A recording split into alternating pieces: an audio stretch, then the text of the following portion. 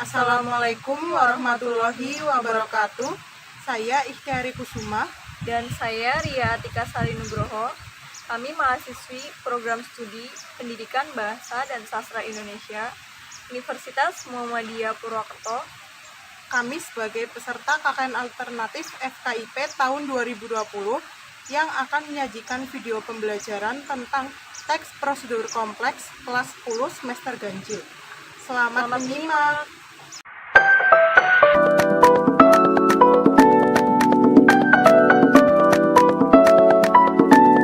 Langsung saja masuk pada inti materi teks prosedur kompleks. Pertama, saya akan menjelaskan pengertiannya. Teks prosedur kompleks adalah teks yang menjelaskan langkah-langkah secara lengkap dan jelas tentang cara melakukan sesuatu. Dalam Kamus Besar Bahasa Indonesia atau KBBI, prosedur berarti tahap-tahap kegiatan untuk menyelesaikan suatu aktivitas. Jadi, sebuah teks prosedur memberitahu kita bagaimana sesuatu dikerjakan melalui serangkaian langkah atau tindakan. Informasi dalam teks prosedur disajikan dengan urutan peristiwa yang logis. Selanjutnya, struktur teks prosedur kompleks ada 5. Yang pertama, judul. Judul adalah kepala karangan dari teks prosedur kompleks. Contohnya, cara menggunakan ATM, cara berobat di rumah sakit, dan lain-lain. Yang kedua, pendahuluan. Pendahuluan merupakan bagian dari teks prosedur kompleks yang isinya bersifat umum atau general. Contohnya, cara menyambungkan internet dengan modem eksternal. Internet merupakan media paling revolusioner. Banyak pengembangan pada internet, salah satunya adalah perkembangan akses internet menggunakan modem eksternal. Yang ketiga, material, bahan, atau alat-alat. Pada teks prosedur kompleks, dibutuhkan terutama pada teks prosedur kompleks yang menyatakan langkah-langkah dalam membuat sesuatu. Yang keempat, tujuan. Tujuan adalah maksud yang ingin kita capai dari suatu hal. Contohnya, berikut ini hal yang harus Anda lakukan ketika mengikuti ujian. Dengan memperhatikan hal tersebut, Anda dapat mengerjakan ujian dengan baik dan lancar. Dan yang terakhir atau yang kelima, langkah-langkah. Langkah-langkah adalah susunan tata cara untuk mencapai tujuan. Contohnya, pertama, siapkan peralatan tulis.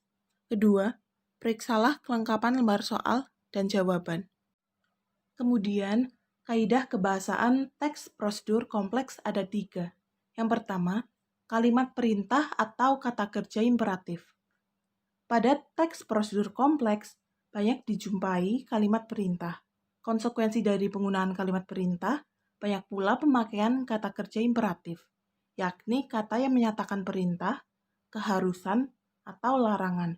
Contohnya seperti tuangkan, kocokkan, hidangkan, dan lain-lain. Yang kedua, konjungsi atau kata penghubung. Terdapat banyak sekali konjungsi pada teks prosedur kompleks yang menyatakan waktu kegiatan, contohnya seperti kemudian, setelah itu, selanjutnya, dan lain-lain. Dan yang terakhir, yaitu kata penunjuk waktu, contohnya seperti tunggu selama 10 menit, diamkan 5 menit, dan lain-lain. Setelah tadi dijelaskan mengenai pengertian, struktur, dan kaidah kebahasaan teks prosedur kompleks, di sini kami juga akan memberikan 2 contoh. Contoh yang pertama, bagian judul, yaitu cara membuat blog via Blogspot. Yang kedua, terdapat pendahuluan, yaitu blog merupakan aplikasi web yang berbentuk tulisan-tulisan dalam sebuah halaman web. Selanjutnya ada tujuan atau manfaat, yaitu di dalam blog kita bisa mendapatkan berbagai macam informasi sesuai dengan yang kita inginkan. Selanjutnya ada langkah-langkah, yaitu Berikut adalah langkah-langkah membuat blog via Blogspot. Yang pertama, masuk ke laman situs www.blogger.com. Yang kedua, kemudian klik sign up yang ada di pojok atas. Yang ketiga, isi aplikasi dari pendaftaran pada akun Google yang nantinya muncul secara otomatis. Yang keempat, isi kolom untuk memverifikasi, kemudian klik send untuk verifikasi kode. Yang kelima, masukkan kode yang telah diterima melalui SMS, kemudian klik verifikasi. Yang keenam, apabila sudah berhasil, kita akan diminta login. Yang ketujuh, setelah login, masuk ke bagian dashboard, kemudian kita bisa mulai membuat blog dengan mengklik tombol untuk blog baru. Yang kedelapan, lalu isi jendela pembuatan blog sesuai dengan keinginan dan kebutuhan kita, misalnya pada judul, template, alamat, dan lain sebagainya. Dan yang kesembilan, setelah itu klik membuat blog, dan blog pun sudah siap digunakan.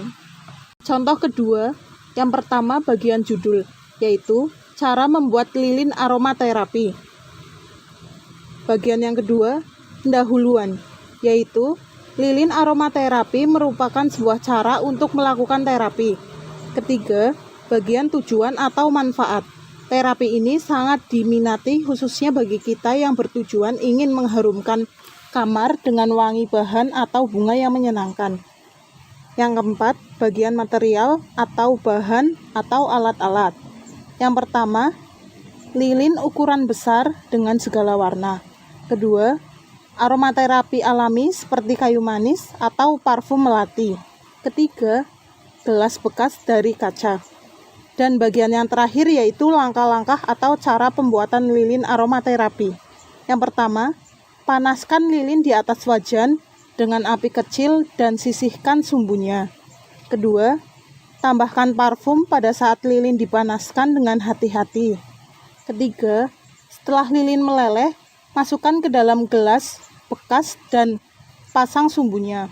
Keempat, tunggu beberapa saat hingga mengering. Pecahkan gelas dengan perlahan. Kelima, setelah lilin tercetak, panaskan bagian tepi lilin untuk ditempeli dengan kayu manis. Susun kayu manis sampai habis. Dan bagian yang terakhir, tunggu kering dan lilin siap digunakan. Dari dua contoh yang telah kami berikan, terdapat perbedaan antara contoh pertama dan kedua, yaitu pada bagian struktur teks prosedur kompleks. Contoh pertama, tidak terdapat material, bahan, atau alat-alat.